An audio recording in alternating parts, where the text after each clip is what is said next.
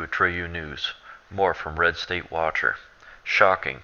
Total annual cost of refugees has been released, and it's big.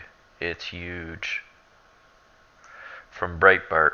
American taxpayers will spend more than $4.1 billion in the 2017 budget to support the 519,000 refugees who have been resettled by the federal government in the United States since October 2009, according to a cost estimate by Breitbart News.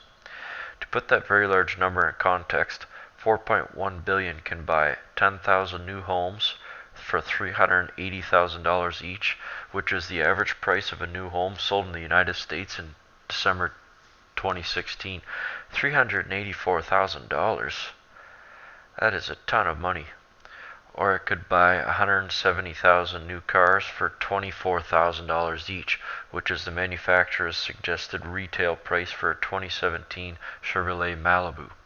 Now, wouldn't that money suit the American people better than foreigners that people protest in the street for? Shocking. Even if the Trump administration weren't to entirely shut down the flow of refugees into the United States in 2018 and beyond, the refugees who have already arrived in the country would cost at least another $3.5 billion in 2018 and about $2 billion to $3 billion annually thereafter until 2022 and beyond. Not to mention going to prison if there are any extra costs. The annual $4.1 billion cost of these refugees is about 8% of the total annual physical impact of the first-generation immigrants to the United States and their dependents, averaged across 2011 to 2013, which the National Academies of Science, Engineering, and Medicine in September 2016 estimated is a cost of $57.4 billion. These people want to complain about small potatoes when this is major. We cannot afford to pay for the world's population to reproduce at our expense. That report offered this summary of the characteristics of all immigrants to the United States between 1995 and 2014. This is just out of control. That is crazy.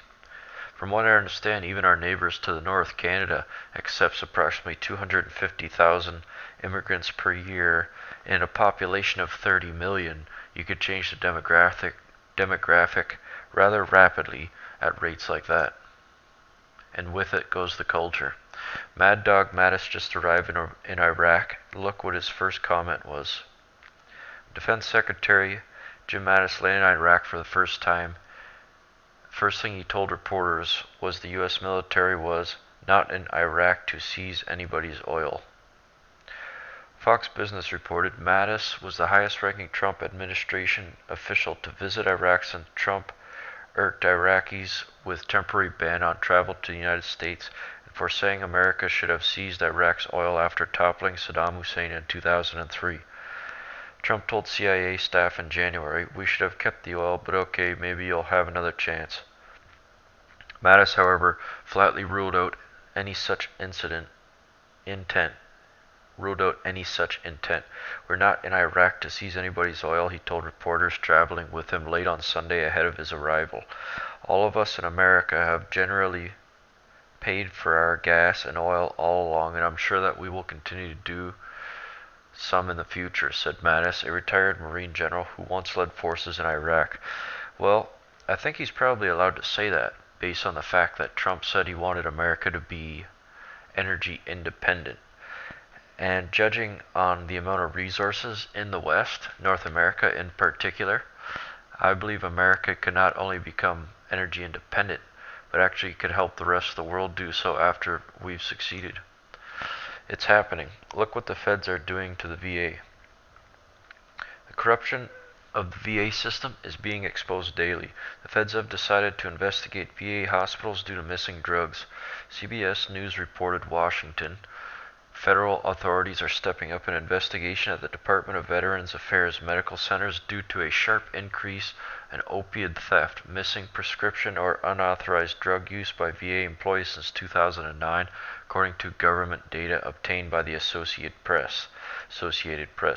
Doctors, nurses, or pharmacy staff at federal hospitals, the vast majority within the VA system, siphoned away controlled substances from their own use or street sales, or drugs intended for patients simply disappeared. Aggravating the problem is that some VA hospitals have been lax in tracking drug supplies.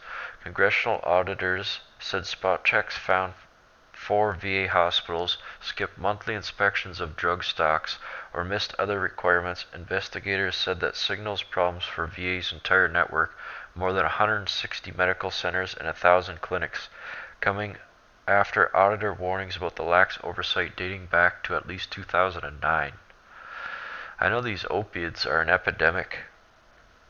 Even in Canada, I know people there where they have major crimes there as well. Well, not so much crime, but major addiction. Whole lives are lost, families are destroyed. Drug theft is an area of concern. Jeffrey Hughes, the VA's acting Assistant Inspector General for Investigation, told AP. He said the monthly inspections could help the VA uncover potential discrepancies and root out our crime. Both the Inspector's General Office and the Drug Enforcement Administration said they have increased security of drug thefts from the VA, with the DEA reporting more criminal investigations. So even the establishment designed to help our greatest people, the United States military, is corrupt and needs a fine-tooth comb put through it. And the drugs, they have to go to the people they are intended for first. Not to abuse, but to help. These people shed blood so we can be free. Don't ever forget it.